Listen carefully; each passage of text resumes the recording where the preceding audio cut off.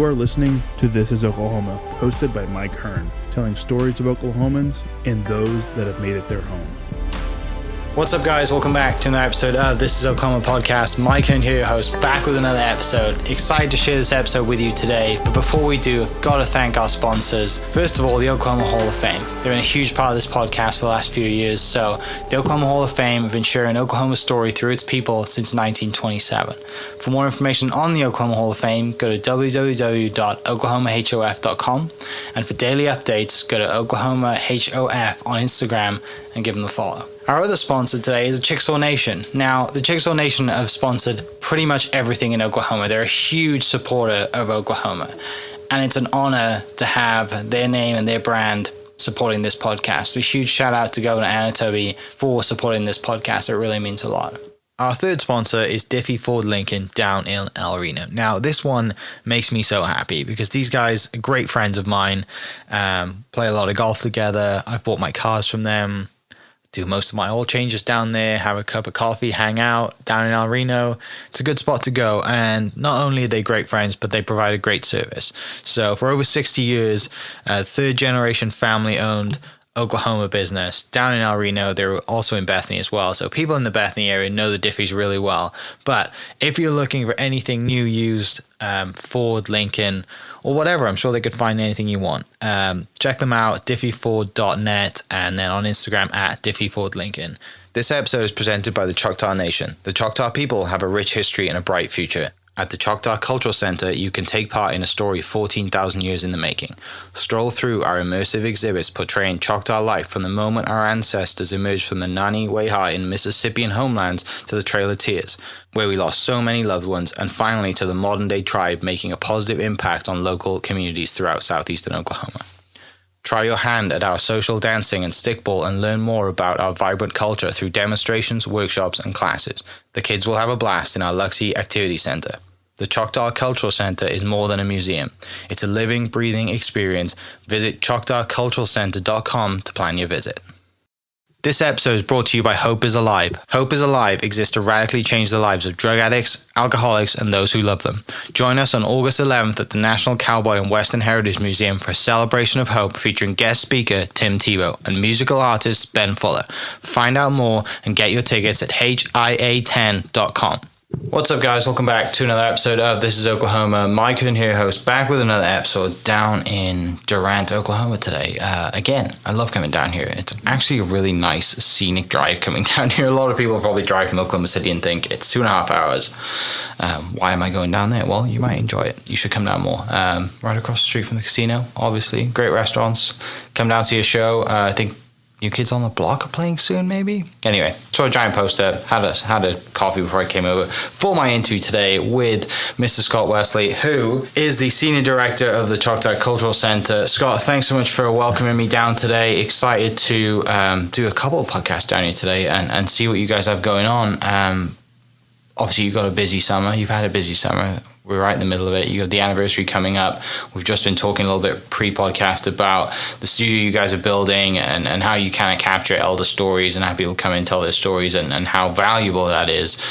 People who listen to this podcast will understand just the value of people telling their stories and how this platform is such an easy platform for people to come in, be comfortable, and just, share their life story. And they might not think it's valuable, but the people listening in 10, 20, 30, 50, however many years' time, get a lot of value out of it. So excited to hear what you're doing down here. But before we do, kind of plan of the podcast is talk a little bit about you. So what's your origin story? Sure. Well, first, Toledo, welcome to the Cultural Center.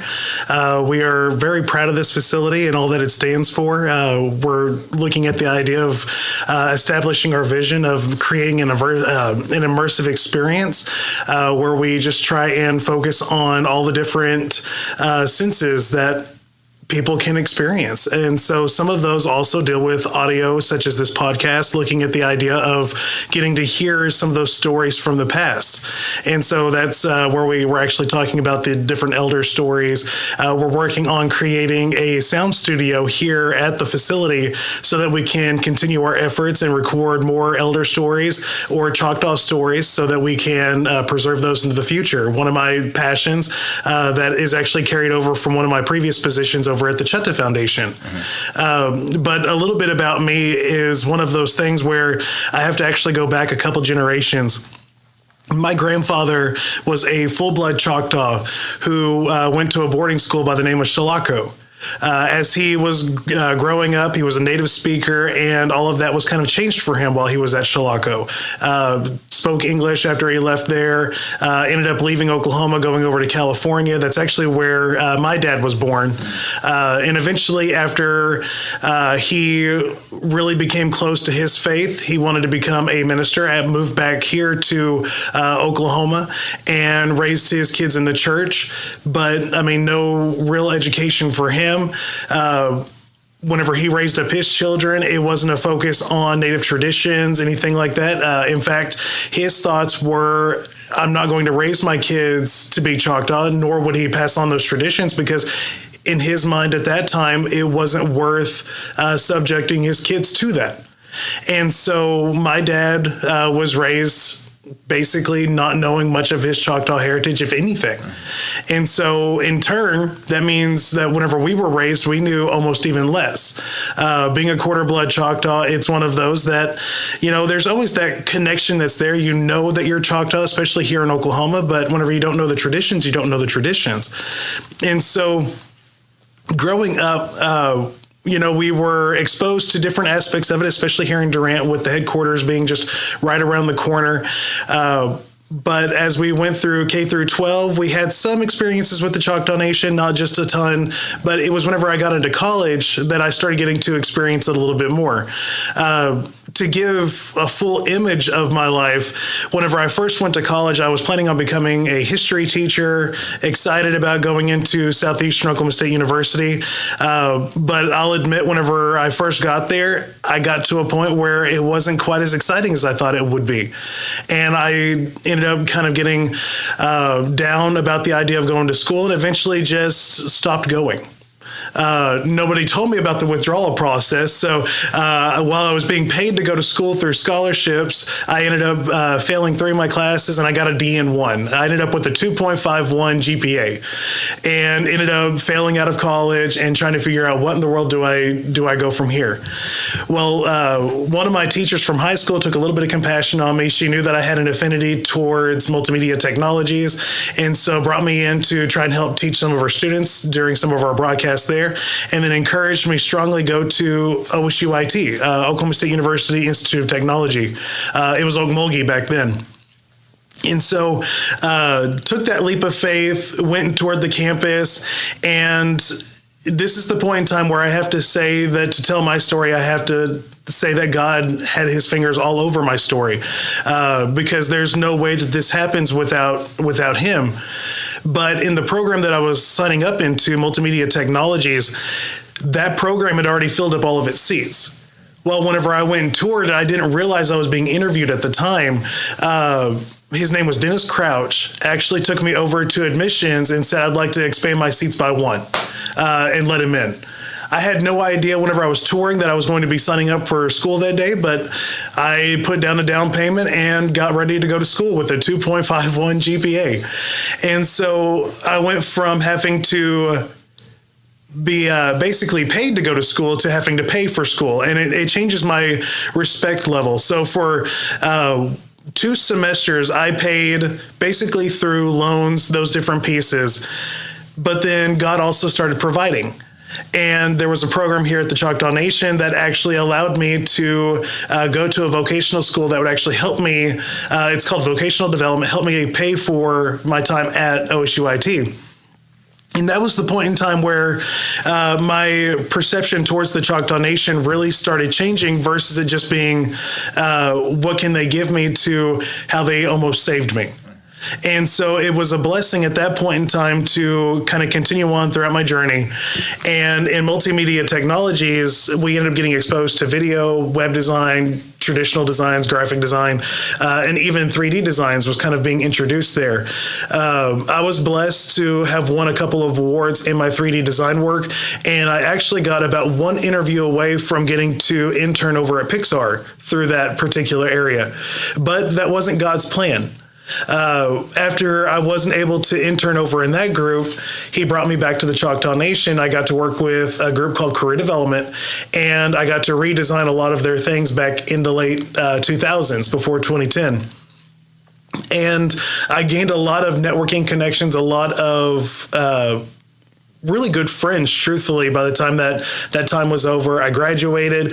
I worked at a radio station shortly after that. And then one of my future bosses, her name is Stacy, was talking to my current boss right now, Seth, who they started talking and saying, it would be neat if Scott would actually apply for a job here at the Choctaw Foundation. They didn't reach out to me. It would just happen to be a coincidence. I did apply for it. And with the multimedia technologies degree, associate's degree at that, I was accepted into a position to be a scholarship specialist for the Choctaw Foundation. They were just creating the program, and nothing had ever been awarded. And so it was my job to actually create that program. And so over the span of about 11 and a half years, we went from that first year awarding about $6,000 to the current year awarding very close to about $500,000 a year. And so that's something that is just of great pride to me, because you got to see other people be blessed just like I was. One piece that I would note as I was going through that entire process is whenever you're in a group like the Choctaw Foundation, you're dealing with incredibly intelligent people getting scholarships, getting to work with the Choctaw Nation in those different connections, your perspective starts to change. In one of those ways, my perspective changed whenever it came to education. And so in that particular avenue of my life, as I started listening to all of these different scholarship applications, it made me excited about the idea of going back to school. After having failed out getting an associate's degree, I was thinking I would never go back to school. This is the peak of my education. But eventually it encouraged me enough to go back to Southeastern and kind of conquered that demon in my past to where I got a bachelor's degree. In the meantime, on the cultural side, I was getting to work with the Choctaw Nation. There's a dance DVD that's out there. It's in a blue case, but got to record several different traditional Choctaw dances. That in itself, I never realized how much of an opportunity that would become in my life. But I remember going to a dance practice shortly after that because, you get exposed to it. You want to, experience it for yourself.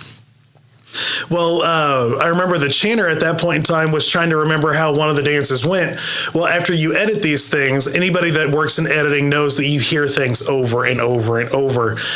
They started like, how does this dance go? I think it was the raccoon dance. And they're like, well, how does that one go? And I'm in the background going, showy da da dee showy da da dee And all of a sudden they're like, wait, you know the chants? I was like, at least the 5 or 6 that I recorded. And so my tenure as a dancer lived for about a month, if that, and then I became a chanter shortly after that, getting to help out the current chanter. And so I get to help fill in during that time. Well, in the meantime, there's also different aspects that we like to present from a cultural side. And one of those is the Lord's Prayer. Well, I'd always been encouraged, you should learn the Lord's Prayer in Choctaw. You should learn the Lord's Prayer in Choctaw. Well, I started learning it in the background. I didn't tell anybody that I was actually trying to or wanting to. And then there was one Labor Day. Seth and I happened to be in the Bertram Bob Chapel up at Tuskahoma. It was one of the very first years that it was going to be used, and we were putting in hymnals that were going to be donated from the Choctaw Foundation, and it just felt like the right moment. I was like, I haven't sang this in front of anybody, but inside of this church with the way that it sounds, I want to sing this. So I actually sang the Lord's Prayer for the very first time in Choctaw in front of somebody else. Little did I know that the very next day that Mandy Lawson, and I will use her name absolutely because she's the one that did this to me. But Mandy looked at me standing up on the stage and said, you're up. I was like, what are you talking about? She's like, well, you're going to sing the Lord's Prayer. This is the day. And I remember just looking completely flabbergasted. It's one of those moments that I didn't realize how much it would change my life, but it did dramatically. And for those that remember the State of the Nation back whenever we had it at Tuskahoma, it was just a full auditorium of people, not to mention those that were sitting on the hills, and so many individuals. and I had to sing a song in Choctaw that I literally had the enunciations written down on a piece of paper, and I actually don't remember the experience. I know that it went well because there's a recording of it, but I don't remember it at all. I remember coming to back in the green room, and they were like, "Oh, you did a good job." I was like, "What? What happened?" But at that point in time, I actually got to start singing the Lord's Prayer in Choctaw, and it's one of my absolute pleasures because whenever you start looking at what the Lord's Prayer means, it's truly a declaration of war against sin. And it's that argument that we get to have, well, getting closer to that religious aspect of my life, that's whenever the next aspect of my education started calling. I initially started out for my master's going to the University of Oklahoma in leadership. I went there for one semester, took 2 classes, and it wasn't the right fit. I got 2 A's in the class. It wasn't that the education was too difficult. It just didn't feel right. And so I ended up not going back in the spring semester. And that spring semester is actually whenever I was called into ministry. And that particular summer is whenever I started going to Grand Canyon University, and I eventually got my degree in seminary, Christian Studies, and get to, continue on doing that today, where I get to proclaim the name of Jesus and get to love on youth kids and get to encourage them to get to know the same Jesus that I get to serve. At the same time, inside of the foundation, inside of the Choctaw Nation, we're a faith family culture. So getting to stand up there, sing the Lord's Prayer, get to sing Amazing Grace, get to present my faith along with my work was one of the greatest pleasures that I could ever think of. Just get to stand up there, not only be a representative of the Choctaw Nation, but also be someone of faith. And so that was probably around 2017, 2018 is whenever all of that kind of started going into fruition. And as we continued on, I ended up going on to a couple mission trips after that, one up into Canada, one down to Rotan, Honduras, where I got to serve, and I gained a fuller compassion towards people and getting to love on them. But there was always the idea of leadership in my mind. What do we do with the idea of leadership? How do people identify leadership? And every single person that you talk to described it differently.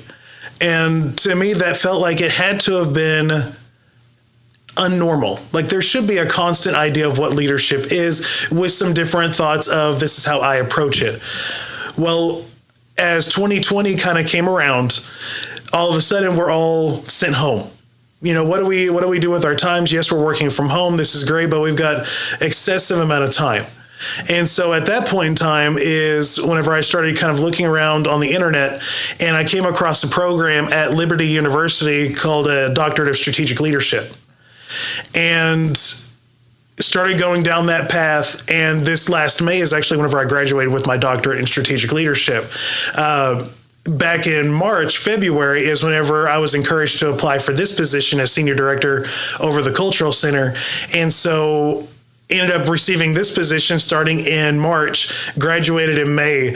And it was one of those things. And the reason why I started so far back as I did is because you have 2 generations ago that went to a boarding school, Shalaco, encouraged not to go to the Choctaw route, to his grandson now being the leader over the Cultural Center and having a doctorate degree. And so that is a testimony that is not because of what I've done. If I was the one that was in charge of my life, I'd be the person that failed out of college. But it's whenever you start letting God guide and lead you down the route that you need to, that's when miracles start taking place. And so I can't boast about anything that I do. It has to be through him because otherwise it wouldn't exist. Yeah. And so it's really, truly a pleasure to be in the position that I am today, to try and lead these amazing individuals that are here at this facility to try and develop that immersive experience using all of the gifts that God has given me, not only through leadership, but through multimedia technologies and nonprofit experience, all of these different pieces that he's been equipping me throughout all of these years to now try and impact this facility that is about to finish up its 2nd year going into its 3rd year. And so that's like the quick summary of who I am. pretty good job. Just listen to your story. Like it all, I love like the points, right? And it goes back to, you failed out of college, but there's that one teacher that's like, you know what? You seem like you might like technology and multimedia studies. Come over here. And that's just why teachers are so good. Like it's the ones that care, right? It's the ones that, yes, there's a lot of things that, they do and they don't get paid for. And there's millions of stories out there like yours, but it's means so much to you when you look back. You're like, where would I have no idea where I would have been, right? Maybe you just don't know.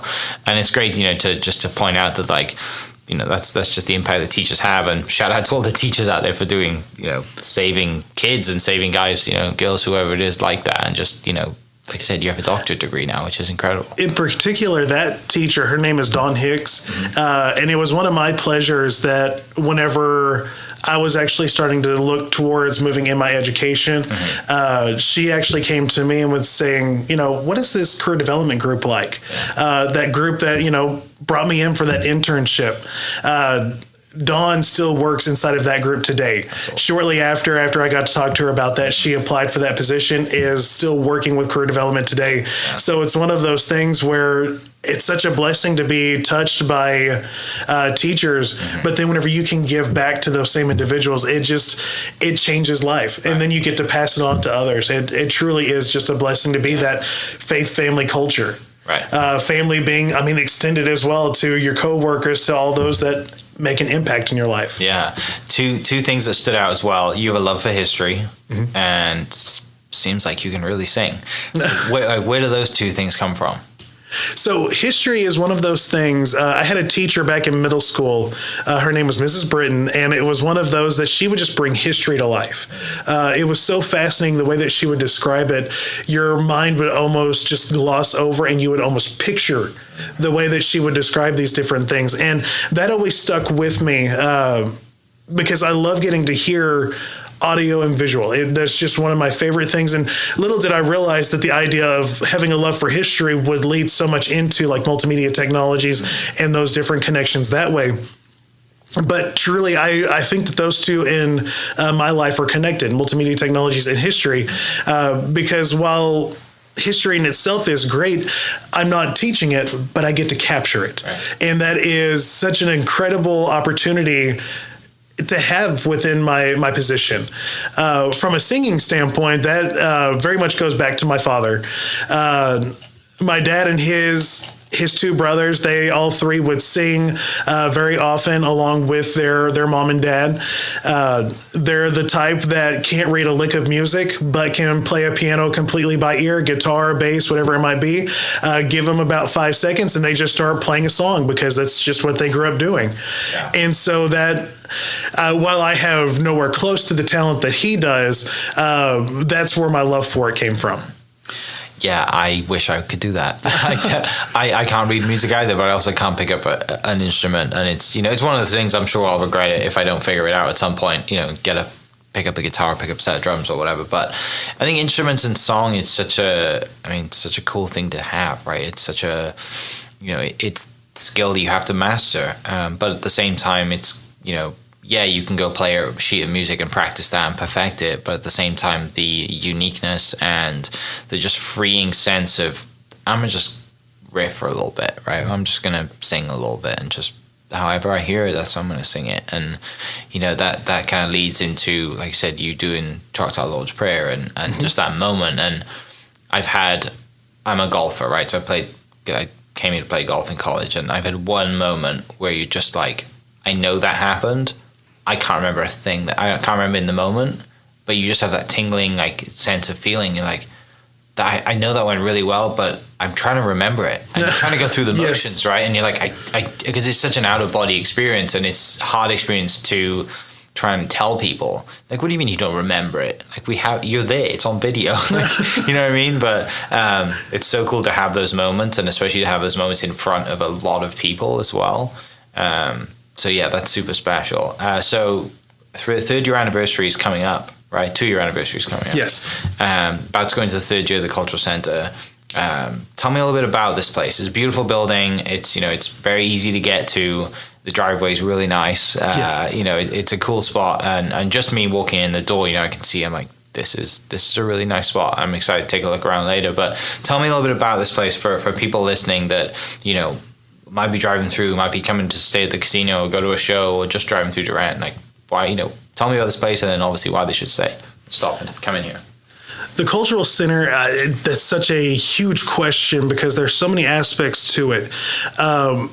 I mean, truthfully, whenever people think about the Cultural Center, the first thing they're going to think about is the permanent exhibit. That's going to be the one where they walk through and the exhibit doesn't change. It just tells about our life history going all the way from the mounds to Oklahoma. And so that is, if you're guided, probably close to an hour and a half long tour to be able to go through, get to see all the different videos that are there. There are live casts from different tribal members that work for the tribe today that are going to be basically kept in there for all time. You've got the voices of our tribal members that are going to be ringing throughout those halls for all time. It lists different incidences that take place throughout our history, whether that be the treaties that took place. We look at them from a very academic standpoint. Yes, there have to be emotions that are connected to it because the Trail of Tears would then be connected to it. But there's the win that takes place whenever we get to Oklahoma, where we reclaim our education, we reclaim our churches, we get to see Grandma's house there, and we get to see life as it was back whenever we first got to Oklahoma. And then we can look at this facility today to see where we've come from to where we are today. And that is one of the blessings that we have whenever it comes to that permanent exhibit, is that you get to see how far life has truly taken us. And you can see God's handprint throughout the entire exhibit. Even looking at the Moundville presentation, so the early on times, you see the idea of the cross being presented in the connection to the different mounds. God has had his hand throughout all of history on our tribe, and that is very apparent whenever you look at some of these different items in the permanent exhibit. Coming up here before too long, and it's one of those things that every single year we have a changing exhibit that will update every single year. This particular year, so going from our anniversary all the way to March 31st of next year, Bokabaya, which is going to be a temporary exhibit that features basket weaving and river cane. And so that will actually open up here for the anniversary within the next couple of days, and will feature tons of artwork from those that are in the reservation, even some that are outside of the reservation, all the way up to Washington, those elders that are willing to loan their baskets to us or even give them to the facility for our permanent collection. So that will be hosting here before too long. Our curved hallway exhibit, we try to spotlight an artist from the reservation at least once or twice a year. Right now, it's Carol Ayers that's in the hallway. I've heard that there's a couple of names that are being floated around for the one that'll be coming up after hers gets finished. But it gets to display all of their artwork and all the hard work that they do to expand our culture and contribute. Next month, we will be hosting the Labor Day art show. And so all of those that are wanting to enter art pieces for competitive reasons will be hosted over there at Pre-Function next to Coachito Theater. We'll be able to host those different artists to announce who won first, second, and third place. Those are different things that are going on just from an exhibit standpoint, but then you've also got the theater that will host different events throughout the year. Last month, we were able to host the District 9 Princess Pageant. And so we try to host all of those different cultural pieces, along with just trying to encourage that Choctaw journey that people have, because while we have our historical aspect, we are still creating history today. And so how do we get to contribute to the lives today? Other aspects that are here, you would have the Hushy gift store that has all different types of medallions or things that are created by our Choctaw artist. You've also got Chompali, which means delicious in Choctaw, and it very much earns its name. We like to say it's the best restaurant probably within 50 miles of Durant. It is absolutely incredible. Chef does a fantastic job and is even looking at possibly updating her menu here before too long. We have our living village on the back side of the facility so that we can host different activities, especially in the spring and the fall, whether that be a traditional garden, if it's demonstration for stickball, wall. We've got our mountain that's back there. We've got a dancing circle so that people can participate. On the outside of the facility, we have different statues that are going up. It grows a little bit every single year. We gain probably another statue every single year. On the further side, we've got a competitive stickball field where we've been hosting different competitions and tournaments that have been going on. Next year, we're looking at putting in a concession and some restrooms out there so that we can expand the activities that are out there. We've also got a practice field so our stickballers can practice and get ready for those tournaments. We've got a incredible prairie remnant that is outside of our facility. In truth, it's the largest prairie remnant left in the reservation of the Choctaw Nation of Oklahoma, right here on an education facility. So that drive that you were coming up with, that is an area that is literally, it's from history itself. And it would take years, hundreds of years to recreate it if something ever happened to it. And so this facility in itself has so much potential and so much growth. Yes, in the first 2 years, we've gotten to accomplish a whole lot, but I would really recommend coming back over the next 5 because it's about to expand greatly in all of our efforts through arts, public programming, membership and development, through education, through our collections group, through the restaurant and through the gift store. All of those different things offer opportunities for guests to have a different experience every single time that they come here. And it's just exciting to have those patrons come in every single time and be excited, leave with a smile on their face and with a little bit more wisdom about the Choctaw people every single time they leave. That's our goal every single time. Well, and there's so much to do here that you could spend the entire day here and still probably not get through everything, right? Like you said, there's a 1.5 hour immersive experience. You know, there's so many things to do. There's great food here, which I am going to have lunch today. I hope it's open. And, you know, the gift store and everything else. And I know, obviously, we touched on it a little earlier, is from your multimedia background and just storytelling as well, and capturing those stories and the love of history. You know, having, and I know you're almost done with the studio, is just having a place that people can come in and tell their stories as well. And I think that's one thing that not everybody does, you know, and I've heard this so many times is, you know, go to a nursing home, go to speak to your grandparents, like ask them questions. And I don't think we do that enough. And then we kind of regret not doing it when they pass, right? And the one thing that I think, you know, Choctaw Nation does, and other nations as well, is, you know, it values the experience, the life experience, and just the storytelling and the life that the elders have lived, just to give back, right? So it's just having those people and come in and tell stories. And I think a lot of people in society, just kind of, the older you get, it's just like, we don't need you, you're old. You know, like, just not get out of the way, but, you know, it's just kind of like, you'll be in your house, and it's sad, right? Because those people, yes, they get lonely, but they have so much, they've lived so much life and they've seen so much change that their stories are incredible. Yes. And the one thing that you know, people do very well is that when you get those people in front of a camera, you just have to turn the camera on and just say, tell me about yourself. And then you just sit back and like, wow, right? Because they've seen everything. You always learn something.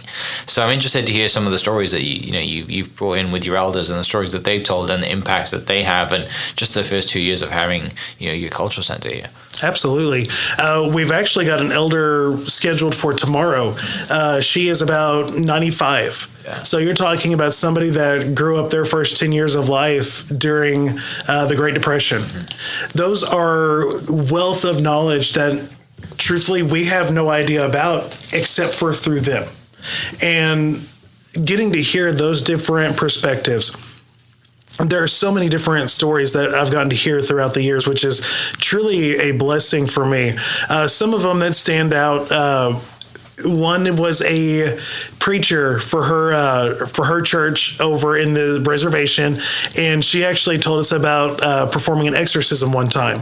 Fascinating whenever she got to describe that. It also happened to be a stormy day, and the door flung open right whenever she was describing it, so that will always be impactful for me. One was a World War II veteran. While he wasn't at Normandy Beach whenever the invasion was taking place, he actually was there 3 days later. And logistically, it's not like they had time to clean up Normandy Beach within 3 days. And so the sights that he saw were just incredibly horrific. And it was one of those things that as he would tell this story, he would actually start to shake because he would start to relive it. But then he would tell a joke to bring himself back down, just to see that life moment of how he had to cope with what he was burdened with throughout all of life. I think about those types of stories. I think about some that would talk about their parents and how they would grow vegetables and create their own Three Sisters gardens.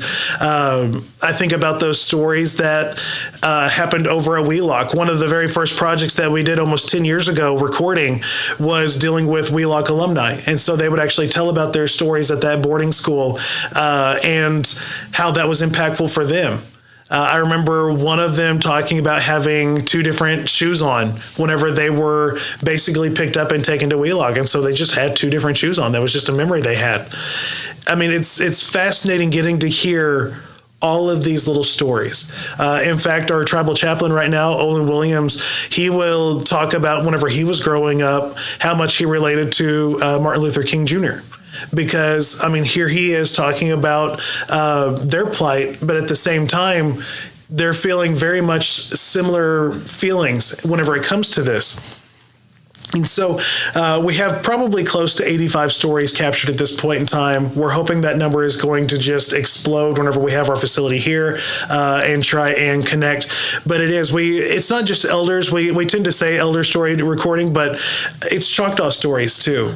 In fact, I would love to record some younger Choctaws that are maybe in their 20s or their 30s. And then the next generation that takes over for us, record those same individuals whenever they're in their 60s and their 70s to see how life has changed for them. That would be my goal, is just to constantly have that oral history that Choctaw Nation has always done from the beginning of our history, to pass it down and connect it. But for future generations, instead of it being something that is passed down, they're getting to hear it from the people that experienced it. That's the goal that we have. And whenever we first started out the storytelling, it was just an audio-based project. It's actually video at this point in time because we love getting to see the emotions and the connections that people have to these stories. I remember one, whenever she was singing about one of her hymns, and the hymn itself is translated to "Give me Christ, so else I'll die."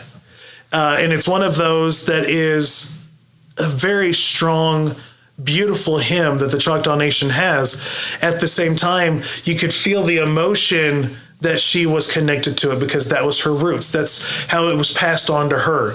And her tears just flowed as she sang out this song because it connected her to her ancestors, those that gave so much to let us have what we have today.